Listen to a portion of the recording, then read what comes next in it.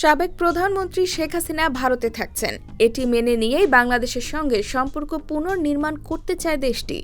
ভারত মনে করে দেশটিতে শেখ হাসিনার অবস্থান সম্পর্ক এগিয়ে নেওয়ার পথে প্রভাব ফেলবে না। ঢাকা সফরে আসা ভারতের পররাষ্ট্র সচিব বিক্রম মিশ্রি এমন বার্তা দিলেন বাংলাদেশকে। বিক্রম মিশ্রি একই সঙ্গে বাংলাদেশের সংখ্যালঘুদের নিরাপত্তার বিষয়ে তার সরকারের উদ্বেগের কথা পুনর্ব্যক্ত করেছেন। অবশ্যই এ বিষয়ে বাংলাদেশ থেকে পরিষ্কার বলে দেওয়া হয়েছে, সংখ্যালঘুদের নিরাপত্তার বিষয়টি এদেশের অভ্যন্তরীণ বিষয়।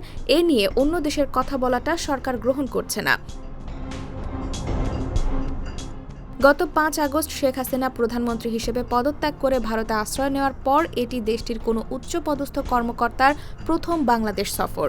দিল্লি থেকে শেখ হাসিনার রাজনৈতিক বক্তব্য দেওয়া, ভারতীয় গণমাধ্যমে বাংলাদেশ বিরোধী প্রচার, আগরতলায় বাংলাদেশ সহকারী হাইকমিশনে হামলা, দুই দেশের ভিসা কমিয়ে দেওয়া সহ দ্বিপক্ষীয় সম্পর্কে অস্থিরতার মধ্যে সফরটি অনুষ্ঠিত হয়। এফওসিতে অংশ নেওয়া ছাড়াও বিক্রম মিশ্রি প্রধান উপদেষ্টা ড. মোহাম্মদ ইউনূস ও পররাষ্ট্র উপদেষ্টা মোহাম্মদ তৌহিদ হোসেনের সঙ্গে সৌজন্য সাক্ষাৎ করেন। তবে বৈঠকে দ্বিপক্ষীয় সম্পর্কের অস্থিরতা কাটানোর উপর জোর দেয় বাংলাদেশ ও ভারত। তবে সরকারি সূত্রের তথ্য অনুযায়ী বাংলাদেশে হিন্দু সহ সংখ্যালঘুদের নিরাপত্তার বিষয়ে ভারতের মন্তব্য করা, সীমান্ত হত্যা সহ বিভিন্ন বিষয়ে দুই পক্ষের মধ্যে মতভেদ কমেনি। বিক্রম মিশ্রি অন্তর্বর্তী সরকারের প্রধান উপদেষ্টা ড. মোহাম্মদ ইউনূসের সঙ্গে সৌজন্য সাক্ষাৎ করেন। তাদের মধ্যে কী কথা হয়েছে সে বিষয়ে প্রধান উপদেষ্টার কার্যালয় একটি বিজ্ঞপ্তি দেয়।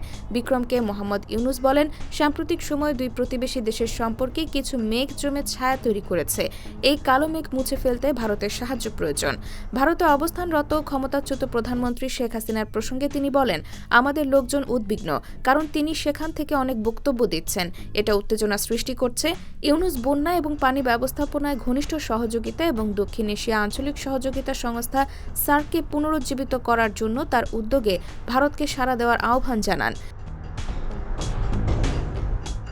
বিক্রম মিশ্রি দুই দেশের মধ্যকার সম্পর্ক জোরদারের সম্মিলিত ও সমন্বিত চেষ্টায় ভারতের আগ্রহের কথা প্রধান উপদেষ্টাকে জানান।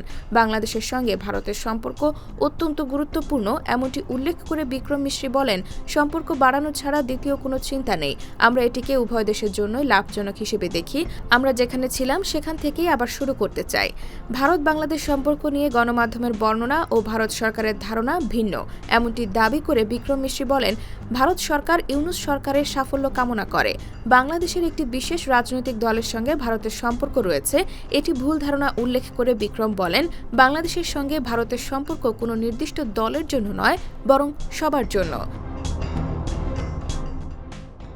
IBTV USA, new York.